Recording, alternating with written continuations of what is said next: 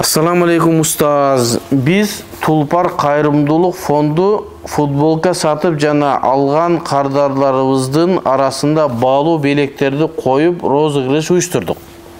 Эң башкы байга Asman строительный компаниясынын bir bölmөлүү батир койгонбуз дейт. Розыгрыштын шарты biz билет сатпайбыз. Bekar болгону futbolka алган адамдын аты жөнүн жана телефон номерин алып калабыз, жана аны барабанга салып коебуз. Розыгрыш Москвада расмий эфирден Рустам Калматов YouTube каналынан ойнотулат. Futbolkага өзүбүздүн логотиптерди басып чыгарганыбыз жана базар баасынан ашык кымбат кылган эмеспиз. Futbolka Moskvada, Bishkekte жана Ошто сатылып жатат. Биздин кылып жаткан ишибиз адалбы же жокпу жооп берип койсоңуз, анткени элибиз учур элибизге өтө маанилүү, Аллах разы болсун дейт. Эгерде биз Tulpar бул боюнча ушул да бир суроо келген, эгерде бул кумар же болбосо лотерея боло турган болсо, ал дурус эмес. Себеби лотереянын бардык түрү дурус эмес дегенбиз. Лотерея деген нерсе билетти сатат дагы, ошол саткан билетине ойнотулат.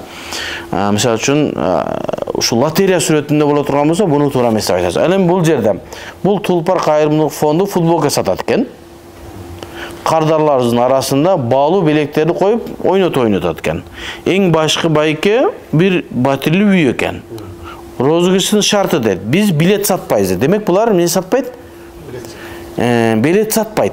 Башкача айтканда, жанагы лотереяда эмес. Бекер дейт.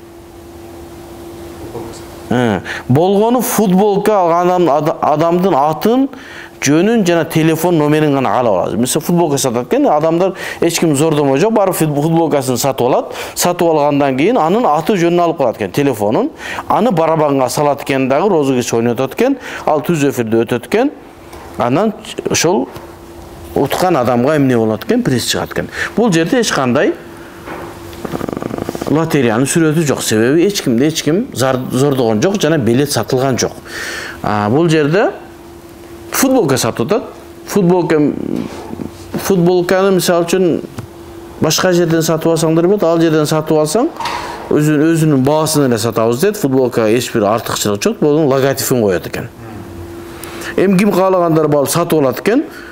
Анан ошого эле номерин алып калат экен. Номерин алып калып туруп, ошо номерди салып, анан ойнотулгандан кийин приз чыкса утулат экен. Бул шариятыбызга каршы келбейт. Бул жерде лотереянын сүрөтү жок. Товар сатып алып. Товар сатып алып атат, билет сатып алган жок.